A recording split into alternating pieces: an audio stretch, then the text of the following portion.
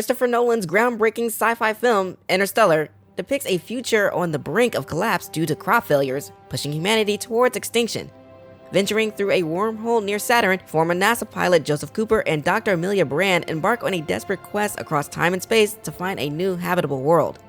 In the wake of his iconic Batman series, Nolan dives into a captivating narrative that many deem as thrilling, intellectually stimulating, and visually stunning. With a runtime of 169 minutes, Interstellar exudes cinematic grandeur and boasts a daringly ambitious screenplay. Yet, amidst its numerous strengths, does the film adequately address some of its notable shortcomings? Before we get into the review, if you enjoy this type of content, hit the like button and consider subscribing to the channel. Also, hitting the notification bell will alert you when we drop new content. Now, let's get critical. In 2067, with humanity on the brink of extinction due to global famine caused by ecological collapse, former NASA pilot Joseph Cooper discovers a gravitational anomaly that leads him to a secret NASA facility. There, he learns of a mission to find habitable planets beyond the galaxy via a wormhole near Saturn. Cooper reluctantly leaves his children behind to join the endurance team led by Dr. Brand. After years of travel, the crew enters the wormhole and explores potential planets. They encounter deadly environments and face losses, including Doyle's death and 23 years passing aboard due to the time dilation. Meanwhile, on Earth, Cooper's daughter Murph grows up and works with Dr. Brand, Amelia's father, on a gravity manipulation equation to save humanity. Brand eventually reveals that the equation was a deception to maintain hope among the population. Feeling betrayed, Murph continues Dr. Brand's work and discovers clues leading her to uncover the truth about the mission. On a harsh ice world, the crew encounters Dr. Mann, who sabotages their efforts. Mann's betrayal leads to Romley's death and a perilous situation for Cooper and Amelia. Cooper sacrifices himself to ensure Amelia can reach the final planet.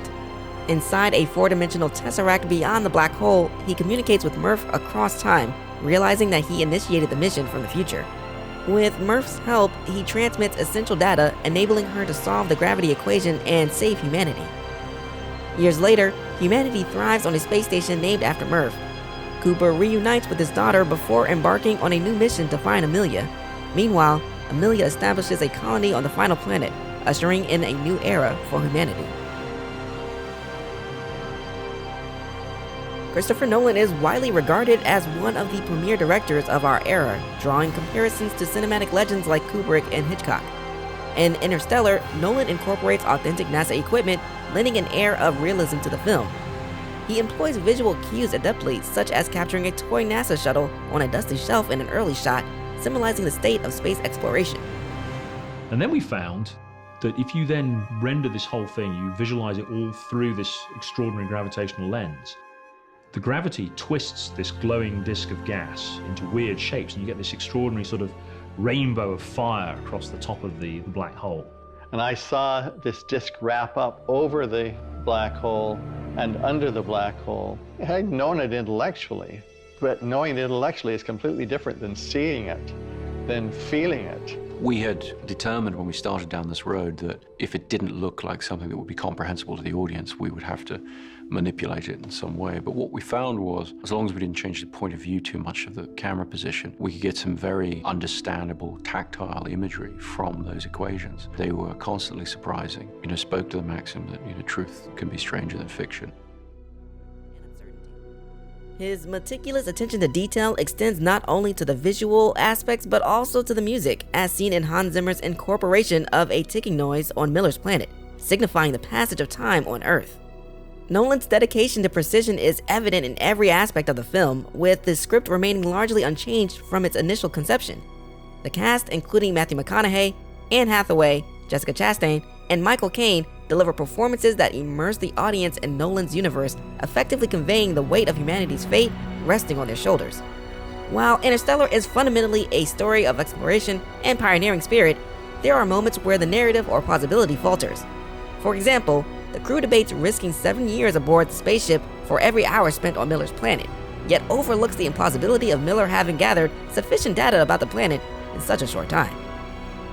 Despite delving into complex concepts of physics and space-time, the film strives to simplify these ideas to maintain audience engagement without overwhelming them with technical jargon.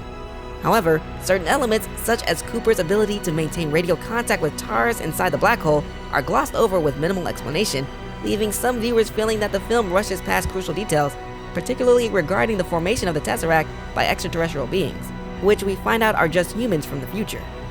Further research on the subject reveal, in simple terms, that future humans create a space near the black hole where the laws of physics are similar to those we experience in our everyday world.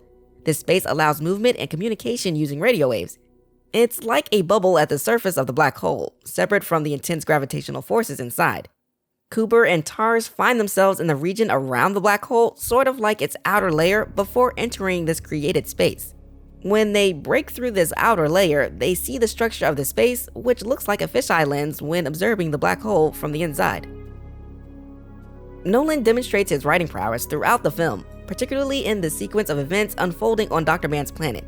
Initially heralded as, quote, the best of us, the audience anticipates a character embodying wisdom, sage-like qualities, and unwavering dedication to humanity's survival. However, Nolan subverts this expectation when Dr. Man, portrayed by Matt Damon, is revealed to be desperate and fearful, displaying traits akin to any ordinary individual. Moreover, he sabotages all efforts, including the mission to explore other planets, solely to ensure his own survival. This unexpected turn of events, despite the glaring signs, serves as a significant twist, impacting both the characters within the movie and the audience alike. Nolan deserves credit for maintaining the film's integrity despite these minor flaws. Interstellar delves into the interplay between science and faith, as well as science and the humanities, showing the intriguing possibilities that exist between these realms. I can see why some might view this movie as just another save-the-world space adventure at its core, but Nolan deserves recognition for his ambitious approach. While I appreciate the film's overall narrative, I felt a bit let down by the ending for Cooper, the character we follow most closely. There's a lack of substantial character development for him, especially considering the pivotal role he plays. It's disheartening for the audience invested in Cooper's journey to see him abruptly prioritize exploration over his relationship with Murph, which is central to the story. In my view, Cooper's sacrifice rather than his departure would have been a more fitting conclusion, symbolizing his dedication to Murph's mission and providing closure to his character arc. Nonetheless, despite this narrative choice, Interstellar remains a remarkable cinematic achievement, earning a well-deserved critical rating of A+.